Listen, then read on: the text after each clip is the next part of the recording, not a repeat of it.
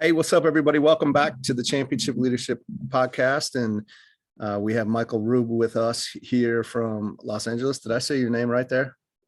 Raub, but I get Rube all the time, so I'm happy with anything. All right, all right. I always ask right before I hit record, and I was like, man, I haven't hit record. That one could go two different ways, and I usually pick the wrong one. But Michael Roub, thank you for being here. Appreciate it. Thanks. The first question I like to ask to kind of get us into this is championship leadership's the name of the podcast. So I always like to see what championship leadership means to you when you hear that. Well, first of all, I start off, I was an athlete growing up. So I think I always think in terms of sports as I look at a lot of things in life. I played football in college. And so I do think it's learning about, there's leadership where you're just solo, like I guess if I go back to sports, I was a wrestler as well. And then there's team-based leadership, which I really think is more essential and definitely something that takes work. It's about understanding yourself, and it's about understanding the team that you have around you, and really how it support one another and benefit from each other's strengths and help each other where there's weaknesses. So, I mean, I kind of look at leadership as something you have to really take a view at everybody, including yourself. Yeah, absolutely. So you played football in college? Where'd you go to school? I went to University of Pennsylvania. So not a Nittany Lion, I was a Quaker. Yeah. Penn, that's like that brings me to, for whatever reason, which is way off topic, but Aaron Hernandez, right? Didn't his brother play at Penn? Oh, I don't know. Did he? I don't know. I mean, I know Aaron was at Florida, but I don't know about his brother. Yeah, I think his dad played there, and then watching the documentary not that long ago, that stood out to me. So, like I said, that's way off track, but it's what comes to mind for me when I hear Penn. So very cool. What positions you play? I was a strong safety. Okay. So awesome. I should have been a little stronger. I should have been a little faster, but that's where I played. Yeah, I get it. Yeah, that's awesome. Let's talk a little bit about you and your background and kind of the journey that you've been on and what that has you doing today and what you're up to today. Yeah, it's a path that's definitely taken a lot of twists and turns, and I think all of those pieces kind of come together to where I am today. So I went to Penn undergrad. I was a Wharton School of Business undergraduate, finance and marketing. So I left college and focused on a career in investment banking, where I worked with everything from poultry companies looking to raise initial capital to mergers and acquisitions with some major technology companies. So I got to see a lot in my first 2 years out of college. I went back to business school at the University of Chicago, got my MBA in finance and accounting, and then went back to the investment banking world, same firm, Donaldson, Lufkin, and Jeanette, in San Francisco, and I focused on corporate restructuring work and debt capital raising. So, my first early part of my career was very all financially driven, very, very transactionally oriented. But I got to work with a lot of CEOs, CFOs of major corporations, and plus the people around me in the firm. I made a jump at exactly the wrong time. If people remember when the internet bubble burst, I was part of it because I jumped in the beginning of 2000 and to a company that was about to go public. And 2 months after I joined, we started feeling the tremors. And so I spent 2 years in a very sad environment of the tech life in the Silicon Valley in the early 2000s, and then made a pivot, which I never expected to, into healthcare, not just even into healthcare, but into healthcare operations. Through a friend, ended up involved with a group of surgery centers in Southern California. And suddenly I was running a surgery center with a bunch of doctors and nurses, and I had no idea what was going on for the first few months. Before that, then after a few years, I was helping build additional sites. And by the time it's all said and done, I was running 3 of our 6 locations. I had 100 physician partners, and we sold to a public company. So here I was, now an healthcare expert, I guess, after 6 years in that business. And I went back more to my roots, but still in healthcare. I joined a company called US HealthWorks, headed up acquisitions, and helped us expand in occupational medicine space. Went off and did a bunch of entrepreneurial things for a few years, and then ended up in the dental space about 5 years ago with a company called Western Dental, heading up acquisitions. Did that for about a year, and now in the last 5 years, I kind of pulled it all together and have focused most of my energy working with emerging growth healthcare companies on acquisitions and capital raising. And then I also work on more of a strategic advising level to C-suite level executives as they're, from early stage even to well-established companies on their growth trajectory. Yeah. So kind of a meandering road, particularly for a guy who never wanted to be in healthcare. I've been in it for 20 years. Yeah, so, right. Yeah, that's yeah. the way it goes, all right. That seems how life tends to work a little bit. Very interesting. Yeah, I love it. What's who have been some of the leaders, coaches, mentors that maybe have impacted you and your life and your journey, this path that you've been on, and what is it, specifically, like what's some of the characteristics that have really stuck out? Yeah, I think there's a few that stand out really. I have many great people I got to work with. I think there's a few that stand out more than others, including one of my all-time favorites was a guy named Mike DePady. He was the chief financial officer of the ill-fated internet company. He was a very successful guy before he came in there, and he only became more successful after that. So I only worked with him for about a year. But he was really the draw for me as much as the company itself. And I just watched a guy who brought this amazingly positive attitude every day to work. It was infectious around the team around him. He was really smart, but always on point.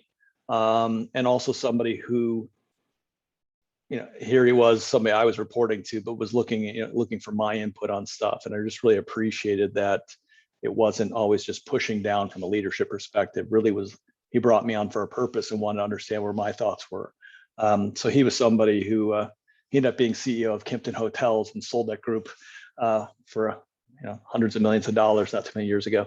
So a fun guy to really learn from. There's another guy actually from US HealthWorks and Western Dental, Dan Crowley, the CEO there, that I worked for.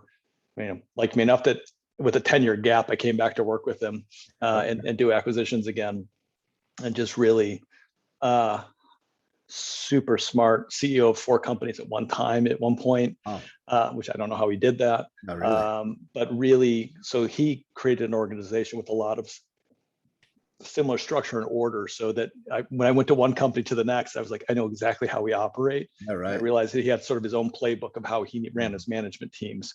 And that's been really insightful for me in understanding that it doesn't really matter the business or industry.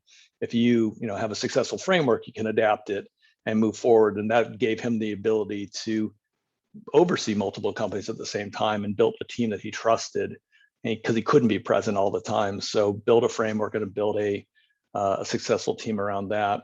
And I think the final person really has been the most influential of all has been my dad. Which I think, fortunately, I think a lot of people get to say that in life, but yeah. I really feel that my dad was a chief financial officer of a major corporation, but I think treated everybody from top to bottom of the organization. And if you ever go anywhere with my parents, everybody seems to love them. They love every waiter, waitress. So they just treat everybody with respect and kindness. And it's just the way my dad ran himself in his career. And I think that's really been an important thing for me, is to recognize that job titles only matter so much. At some point, you're dealing with people and everyone plays a role. Yeah. And again, to appreciate people for what they bring to the business. Yeah, that is huge. And I don't know if it's necessarily true or not. I would hope it's not, but it seems like maybe it's not that common to see that.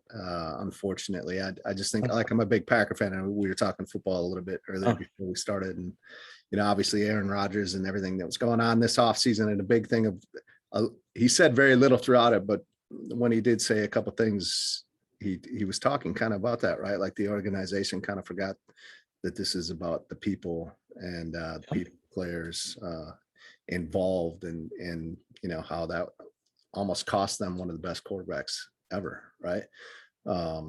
So very recent example of that. So glad you shared that. And that we actually have had a number of people that do mention their dad, which is good. Because again, I think sometimes not everybody has their father as that example. Yeah, I mean, I still pick his brain, and he's across the country from me. But when we sit together, we typically have our own, like, my informal board meeting. It's me Yeah. and my dad. We sit down Uh, for hours and talk about yeah. things I'm working on. And his advice to me is because nobody's better at understanding me and calling me on my own crap when I'm wrong. So it's Yeah, like totally right. he's the best at it. Yeah. He probably has no problem doing it. So yeah, Oh, yeah. very good. Very comfortable. Very comfortable with that. Yeah. That's good So, though. You need those people in your life that will tell you what you need to hear versus, what they think you want to hear. So, exactly right. 100%. yeah. Well, let's talk a little bit. Let's shift maybe to, I like to talk about championship leaders having great vision Mhm. and, the courage to take action on that vision. Most importantly, what's the vision for you and what you want to do and what you want to, what the impact is you want to make. I know you've Yeah. made a lot of shifts and kind of Yep. sounds like it's brought you full circle a little bit with the experiences that you've had. Yeah. Maybe even short term, 5 years from now, where do you want to be? What's the vision for you and your impact that you want to make? That's a great question, because I mean, I constantly say I'm still trying to figure out what I want to be when I grow up. Right. Yeah, I've got kids who've already out of college, but I'm still figuring out myself. I think for me, one thing that's always just motivated me is challenge, and so I think that's allowed me to comfortably make pivots and going into different directions. Is that opportunities and challenges, and not being afraid to go into some uncharted areas and new businesses. Almost knowing that, relying on the fact that I've made pivots before, or made jumps into different industries and done that successfully. Those first several months are not always the easiest, but Yeah. ultimately I think I've built upon those. So, part of it is still continued growth. That being said, I increasingly have started to focus a lot of my energy with some businesses that are working more where I really can make a difference with at a thought level from an advisory perspective. So as much as I like to do my transactional work now, it's really where I can play a role in mentoring some younger entrepreneurs in a couple businesses, and really helping them sort of build their own future. And if I can play a small part in that, that's great.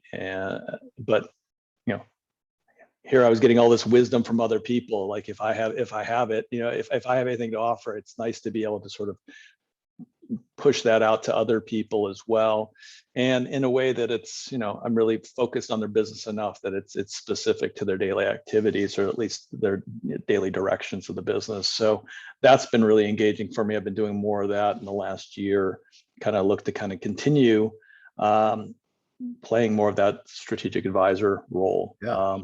And that's, I can envision myself doing that for a lot of years to come. Yeah, that makes total sense to take what we've learned and the Right. experience and knowledge you have, and to pass that on. I don't know, it kind of feels like the cycle of life. That's almost Right. what we're supposed to be doing. So Exactly. yeah, very cool. What's what's a critical moment for you? Like, kind of that fork in the road type moment where obviously you made the decision that you did, which has you where you are today. But, Yeah. had you made a different decision in that moment, you'd be in a very different place. I think, right now, tough times we're going through. A lot of people are in those Yeah. moments, and they draw strength off of hearing the stories of others. Yeah, I've had a few different. I think one of the most, and I could go back and quarterback it over and over again. I have actually, is when I chose to leave investment banking. I was on a really good career path there, but made the jump to be part of the tech sector at exactly the wrong time. So that move ended up being, I won't say disastrous, but not great. Would be fair. But I made that decision for a couple of reasons, and I think that was part of my own, what do I want to get out of life? Where investment banking is known to be, a very lucrative career if you're successful in it, doing deals and what a big organization. But I was either living at the office or living on an airplane, and I had one small kid and another one on the way, and sort of recognizing, for me, my thoughts on definition of success were, kind of scaling up in the investment banking world, and realizing at some point I wanted to be that dad, coaching teams and being around more. So it wasn't going to be the right long-term play for me. Even though I loved the work that I was doing, the hours and just the consistent stress weren't going to play out. So I think I had to deal with a lot of twists and turns because I made that move in my career, but I really was thinking about what I wanted. Yeah, I wanted to live, I didn't want to live to work. I wanted to work to live.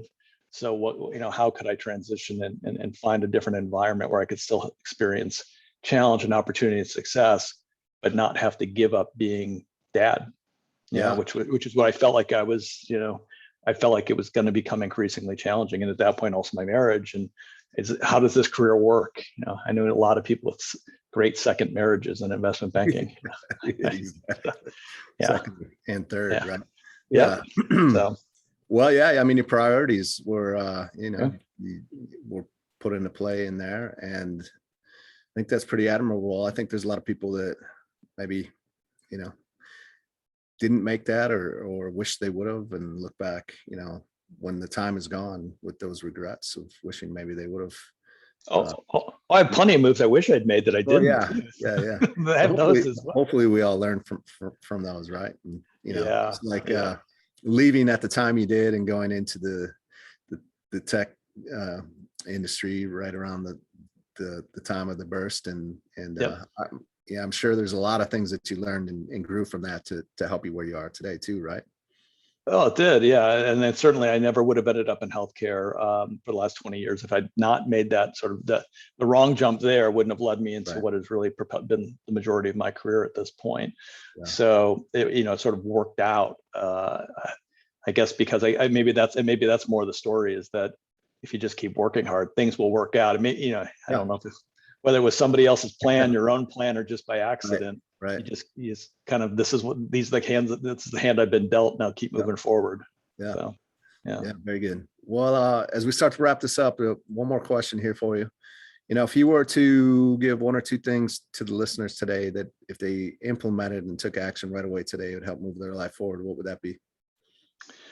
I think it's really important. I try to remind myself of it all the time, is that play to your strengths, and recognize what your weaknesses are.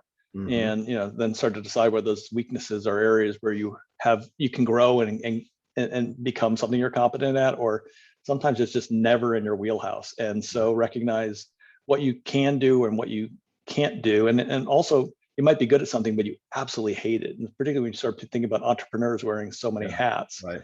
Like, what are the things that the business would best benefit for getting off your plate?